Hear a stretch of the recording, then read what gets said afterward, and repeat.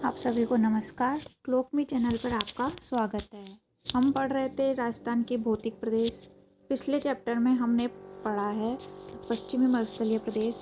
अब हम पढ़ेंगे मध्यवर्ती अरावली पर्वतीय प्रदेश, जिसका विस्तार है गुजरात, राजस्थान, हरियाणा और दिल्ली में। ये 4 राज्यों में फैली हुई है। इसकी उत्पत्ति प्री कैम्ब्रियन युग में हुई और अरावली पर्वतीय प्रदेश है जो गोंडवाना लैंड के भाग है। गोंडवाना लैंड के अवशेष के रूप में ये विद्यमान है। इसकी कुल लंबाई है 692 किलोमीटर। राजस्थान में इसकी लंबाई है 550 किलोमीटर और समुद्र तल से इसकी औसत ऊंचाई 930 मीटर है, जो पहले इसकी ऊंचाई थी 2800 मीटर। लेकिन यह एक यानी कि जो भौगोलिक परिवर्तन हुए और इसके अलावा जो अनाच्छादन वगैरह हुआ उसके कारण इसकी ऊंचाई रह गई है 930 मीटर। इसी वजह से इसको अवशिष्ट पर्वत भी कहते हैं। राजस्थान के 9.3% भाग पर यह फैली हुई है और इस पर 10% जनसंख्या निवास करती है। और ये जो अरावली पर्वतीय प्रदेश है, इसका संपूर्ण भाग का 75% भाग राजस्थान में, बाकी 25% भाग है जो दिल्ली में है, हरियाणा में है, गुजरात में है। और इस 75% भाग के अंतर्गत 13 जिले आते हैं। यह 13 जिलों में विस्तृत है। अब हम आगे देखेंगे। यह एक अवशिष्ट पर्वत है। दिल्ली सुपर ग्रुप चट्टानों में क्वार्टजाइट की प्रधानता है, जबकि अरावली सुपर ग्रुप चट्टानों में नीस श्रेष्ठ ग्रेनाइट की प्रधानता है। और अरावली पर्वतमाला जो दक्षिण पश्चिम से, ये पूर्व नहीं आएगा, यहाँ पे पश्चिम आएगा, दक्षिण पश्चिम से पश्चिम में इसकी ऊंचाई जो है अधिक है। यहाँ पर इसकी ऊंचाई अधिक है और उत्तर पूर्व में इसकी ऊंचाई कम है। और यहाँ पे दक्षिण पश्चिम में इसकी चौड़ाई कम है और उत्तर पूर्व में इसकी चौड़ाई अधिक है।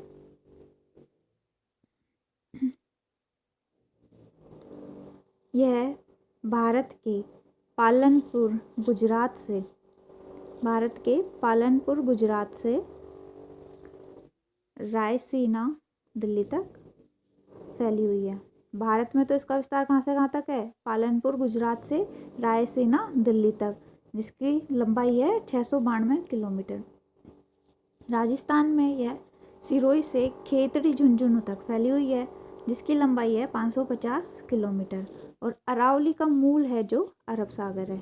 ये सवाल पूछ लिया जाता है, अरावली का मूल कहाँ है? तो ये अरब सागर में स्थित है।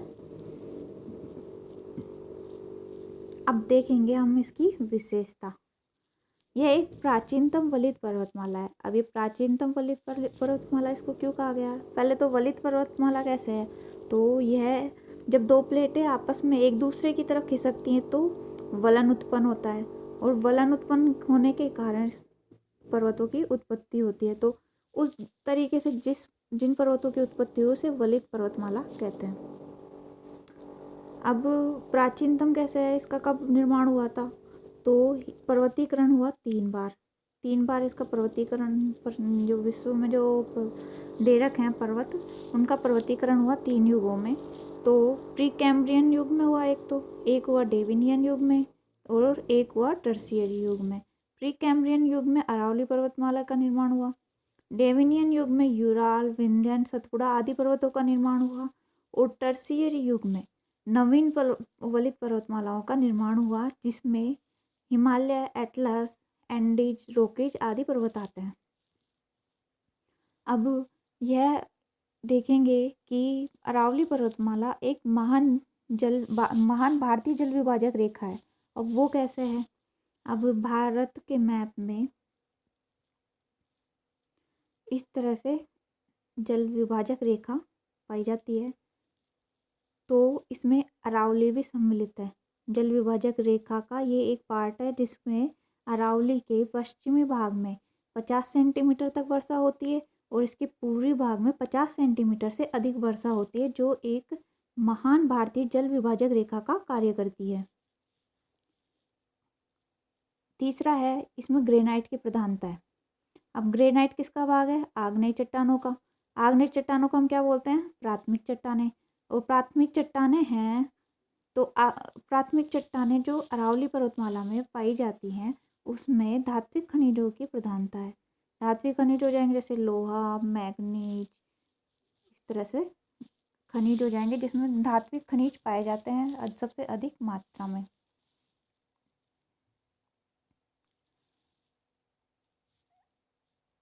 अब चौथा है पर्वतीय मिट्टी। अब जो अरावली पर्वतमाला में पर्वतीय मिट्टी पाई जाती है। अब पर्वतीय मिट्टी कौन सी होती है? लाल मिट्टी होती है। और लाल मिट्टी में मक्का प्रमुख रूप से उत्पादित की जाती है। मक्का की फसल प्रमुख रूप से यहाँ पर उत्पादित की जाती है। और मक्का की कुछ किस्में हैं जैसे माही धवल, माही कंचन, सविता, ये मक्का की किस्में हैं। ये पूछा गया था एग्जाम में कि मक्का की किस्म कौन सी नहीं है, तो उसमें ऐसे 3 ऑप्शन दिए गए थे और एक गलत दिया गया था। पांचवा है वन संपदा समृद्धि। यहाँ पर वनों का काफ़ी विस्तार पाया जाता है और सबसे अधिक वनों का विस्तार उदयपुर जिले में पाया जाता है। छठा है जनजातियों की आश्रय स्थली। यहाँ पर अरावली पर्वतीय प्रदेशों में जनजातियों का निवास स्थान है जिसमें प्रमुख रूप से मीणा, कंजर, गरासिया, डामोर ये जनजातियाँ आती है। और 2 जनजातियाँ ऐसी हैं जो इसमें निवास नहीं करती हैं, जिसमें से है सांसी जो भरतपुर में है और एक है सहरिया जो बारां में है। जो ये जनजाति है, दोनों जनजातियाँ यहाँ पर निवास नहीं करती हैं। प्रतापगढ़, डूंगरपुर, बांसवाड़ा, ये जो 3 जिले हैं, प्रतापगढ़, डूंगरपुर, बांसवाड़ा, ये पूर्णतः जनजातीय जिले घोषित किए गए हैं। यहाँ पर जनजातियाँ रहती हैं पूर्णतः अधिक, यानी कि अधिक जनसंख्या में यहाँ जनजातियाँ निवास करती हैं। तो ये पूर्णतः जनजातीय जिले घोषित किए गए हैं प्रतापगढ़, डूंगरपुर, बांसवाड़ा। अब यहाँ पर सर्वाधिक मात्रा में पाई जाने वाली चट्टानें, तो सर्वाधिक मात्रा में पाई जाने वाली चट्टानें कौन कौन सी होंगी? ग्रेनाइट, नीस और शिस्ट। फर्स्ट नंबर पे आएगा ग्रेनाइट, सेकंड पे आएगा नीस और थर्ड पे आएगा शिस्ट। ये चट्टानें यहाँ प्रमुख रूप से पाई जाती हैं। अरावली की प्रमुख नदियाँ हैं बेड़च, बनास, साबरमती, सूकड़ी, कोठारी, खारी और लूनी। ये प्रमुख नदियाँ हैं अरावली पर्वतमाला की। अब हम देखेंगे अरावली के दर्रे। तो पहले हम अजमेर में देखेंगे। अजमेर में कौन कौन से दर्रे हैं? शिवपुर घाट, सुरा घाट, परवेरिया, देवारी। राजसमंद में है सोमेश्वर की नाल, हाथी गुआ, गोरान घाट, देसुरी की नाल। अब हमें इसको याद करने के लिए हम ट्रिक भी बना सकते हैं, जैसे राजा सोम हाथी घोड़ा गाए दे, तो इससे होगा राजा से हो जाएगा राजसमंद। राजसमंद में कौन कौन से दर्रे हैं? सोम से सोमेश्वर, हाथी घोड़ा से हाथी गुआ, और गाय से गोरान घाट, और दे से देसुर की नाल। इस तरह से याद कर लीजिएगा। पाली में है बरदर्रा, पगल्या दर्रा, जीलवा दर्रा। इसमें पगल्या दर्रा है जो मेरवाड़ को मेवाड़ से जोड़ता है। मेरवाड़ को मेवाड़ से जोड़ता है। पाली को याद करने के लिए पाली के बाप जी, तो पाली के कौन कौन से दर्रे हो गए? बाप जी, बै से बरदर्रा, पै से पगला दर्रा और जी से जीलवा दर्रा। अब इसमें हम राजसमंद में ये हाथी गुआ देखेंगे, तो हाथी गुआ क्या काम करता है?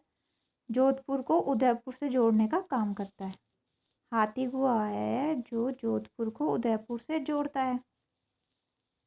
अब है उदयपुर के। उदयपुर में केवड़ा की नाल, फुलवारी की नाल, हाथी नाल।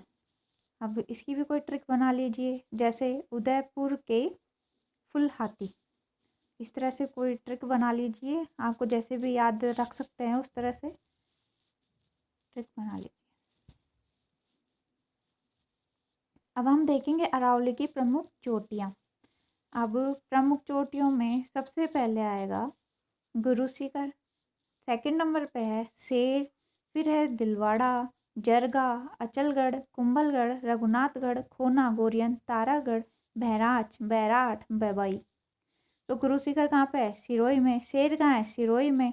दिलवाड़ा सिरोही में, जरगा उदयपुर में, अचलगढ़ सिरोही में, कुंभलगढ़ राजसमंद में, रघुनाथगढ़ सीकर में, खोना गोरियन जयपुर, तारागढ़ अजमेर, बहराच अलवर, बैराठ जयपुर, पवाई झुंझुनू।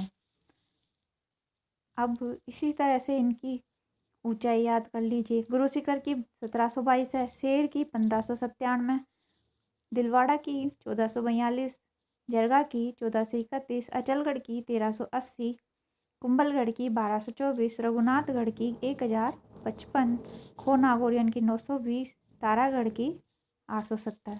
तो इसमें हम इन चोटियों को अगर याद कर ले तो हम इन्हें अवरोही, आरोही और उच्च से निम्न की ओर, निम्न से उच्च की ओर किसी भी क्रम में लगा सकते हैं। केवल इन चीज़ों को याद करना है। अब इन चीज़ों को कैसे याद करेंगे? अब इसकी ट्रिक बना लीजिए। जैसे गुड़गांव से दिल्ली जरा आकर देखो तारा, गुड़गांव से दिल्ली जरा आकर देखो तारा। तो गुड़गांव से हो जाएगा गुरु शिखर, से हो जाएगा शेर, दिल्ली से हो जाएगा दिल्ली, जरा से हो जाएगा जरगा, आकर में ऐसे अचलगढ़, कु से कैसे कुंभलगढ़ और रै से रघुनाथगढ़, देखो में देखो छोड़ दो और खो ले लो, खो नागौरियन, और तारा से तारागढ़, फिर इसके अलावा बहराच, बैराठ और बबई। इस तरह से इसको याद कर लीजिएगा। अब इसके प्रमुख पठारों की बात की जाए तो प्रमुख पठारों में सबसे पहले आएगा उड़िया का पठार, जो सबसे ऊंचा पठार है। पहले नंबर पे कौन सा है? उड़िया का पठार। दूसरे नंबर पे है आबू पठार, तीसरे नंबर पे है भोराट पठार। तो उड़िया का पठार की ऊंचाई है 1360 मीटर, गुरु शिखर के ठीक नीचे ये पाया जाता है। दूसरे नंबर पे आबू पठार है जिसकी ऊंचाई है 1200 मीटर। तीसरे नंबर पे भोराट पठार है जो गोगुंदा व कुंभलगढ़ के मध्य स्थित है। गोगुंदा और कुंभलगढ़ के मध्य स्थित है। फिर है लसाड़िया। लसाड़िया है जो उदयपुर के जयसमंद के पूर्वी किनारे पर स्थित है। उदयपुर में जयसमंद के पूर्वी किनारे पर स्थित है। देसरो है जो जरगा और रागा पहाड़ियों के मध्य स्थित है। जरगा और रागा पहाड़ियों के मध्य स्थित है। मेसो है जो चित्तौड़गढ़ दुर्ग स्थित है। मेसो पठार है जो मेसो पठार पे चित्तौड़गढ़ दुर्ग स्थित है। जो मोर मगरा पहाड़ी है, मोर मगरा की पहाड़ियों के मध्य, मोर मगरा की पहाड़ियों के मध्य। ऊपरमाल है जो भैंसरोडगढ़ से बिजोलिया तक विस्तृत है। ऊपरमाल भैंसरोडगढ़ से बिजोलिया तक विस्तृत है। जो भैंसरोडगढ़ कहाँ है? चित्तौड़गढ़ में। और बिजोलिया कहाँ है? भीलवाड़ा में। अब है ये बीजासन। क्या है? बीजासन। तो बीजासन कहाँ है? भीलवाड़ा में। अब ये देखिए, यह है कांसका व कांवाड़ी। कांसका कांवाड़ी अब इन पे है जो सरिस्का अभ्यारण्य स्थित है। किस पर स्थित है? कांसका कांवाड़ी पर। अब हम देखेंगे कि अरावली को भूगर्भिक दृष्टि से 3 भागों में बांटा गया है। अब 3 भाग कौन कौन से हो जाएंगे? एक हो जाएगा उत्तरी अरावली, दूसरा हो जाएगा मध्य अरावली और तीसरा हो जाएगा दक्षिणी अरावली। अब उत्तरी अरावली में सबसे ऊंची चोटी पूछ ली जाती है। तो उत्तरी अरावली में सबसे ऊंची चोटी कौन सी है? रघुनाथगढ़ जो कहाँ है? सीकर में। मध्य अरावली की सबसे ऊंची चोटी है तारागढ़ जो अजमेर में है। और दक्षिणी अरावली की सबसे ऊंची चोटी है गुरु शिखर जो कहाँ पर है? सिरोही में। कहाँ पर है? सिरोही में। तो उत्तरी अरावली में कौन कौन से क्षेत्र आ जाएंगे? सीकर, झुंझुनू, अलवर, जयपुर, दौसा। और मध्य अरावली में अजमेर है, केवल अजमेर। और ये मध्य अरावली है जो सबसे कम विस्तार इसका पाया जाता है। दक्षिणी अरावली में सिरोही, उदयपुर, डूंगरपुर, बांसवाड़ा, राजसमंद, चित्तौड़गढ़ आदि। अब छोटी छोटी पहाड़ियाँ पाई जाती हैं जिन्हें गौंड पहाड़ियाँ भी कहा जाता है, जो अब अलग अलग जगह पे देखेंगे। तो इसमें सीकर में आ जाएगा तोरावाटी, मालखेत, पालखेत, खंडेला, हर्ष, ये पहाड़ियाँ पाई जाती है सीकर में। अलवर में है उदयनाथ, खोदरीबा, नलदेश्वर, कांकवाड़ी, बाल किला, बिलाड़ी, हर्षनाथ। तो इसमें ये देखना, ये तो है हर्षनाथ और ये क्या है? हर्ष। तो अलवर में सबसे ज़्यादा नाथ पाए जाते हैं जो भर्तरी धाम आते हैं।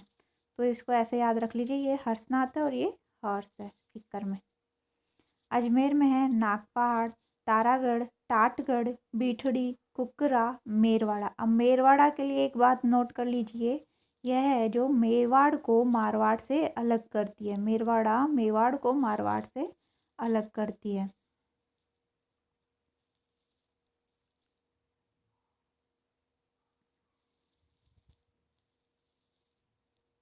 और ये जो है ये चीज़ रह गई कि ये दक्षिणी अरावली का विस्तार सबसे ज़्यादा उदयपुर में पाया जाता है। अब देखेंगे हम राजसमंद। राजसमंद में दिवेर है, खमनोर है, कुंभलगढ़ है, बिजरावल, ये है बिजरावल, ठीक है। राजसमंद में भीलवाड़ा में बीजासन। अब देखेंगे उदयपुर में है गऊ, जरगा, रागा, गिरवा, गोगुंदा, बिछमेड़ा। दिल्ली में है रायलसीमा। अब कुछ शब्दावलियाँ देखेंगे हम, ये नोट कर लेना। गिरवा, गिरवा किसे कहते हैं?